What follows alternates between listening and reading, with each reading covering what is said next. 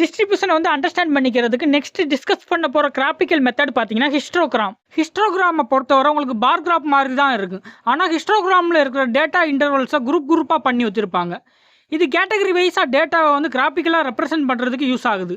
கண்டினியூஸாக இருக்கக்கூடிய டேட்டாஸ்க்கு வந்து ஹிஸ்டோகிராம் தான் நல்ல பெஸ்ட்டு சூட்டாக இருக்கும்.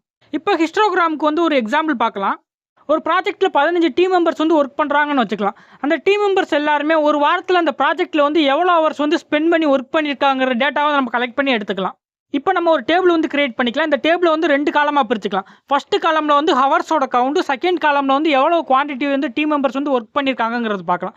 ஃபார் எக்ஸாம்பிள் இப்போ ஹவர்ஸை வந்து நம்ம 2 பிரிச்சுக்கலாம். 0 to 2 hours, 2 to 4 hours, 4 to 6 hours, இந்த மாதிரி நம்ம 2 ஹவர்ஸாக பிரிச்சுக்கலாம். அதே மாதிரி செகண்ட் காலமில் வந்து 0 to 2 ஹவர்ஸில் வந்து அந்த டீம் மெம்பர்ஸ் வந்து ஒரு வாரத்தில் எவ்வளோ பேர் ஒர்க் பண்ணியிருக்காங்க, 2 to 4 ஹவர்ஸில் எவ்வளோ பேர் ஒர்க் பண்ணியிருக்காங்கிற டேட்டா வந்து நம்ம வந்து இதில் போட்டுடலாம். இப்போ இந்த இருக்கக்கூடிய டேட்டாவை வச்சு நம்ம ஒரு பார் சார்ட் வந்து ரெடி பண்ணலாம். இந்த பார் சார்ட் தான் நம்ம வந்து ஹிஸ்டோகிராம்னு சொல்லுவோம். இதில் பார்த்தீங்கன்னா 2 to 4 ஹவர்ஸ் வந்து ஒர்க் பண்ணவங்களோட குவான்டிட்டி தான் அதிகமாக இருக்குது. இந்த டீட்டெயிலை நம்ம இந்த ஹிஸ்டோகிராம் சார்ட்லேருந்து தெரிஞ்சுக்கலாம்.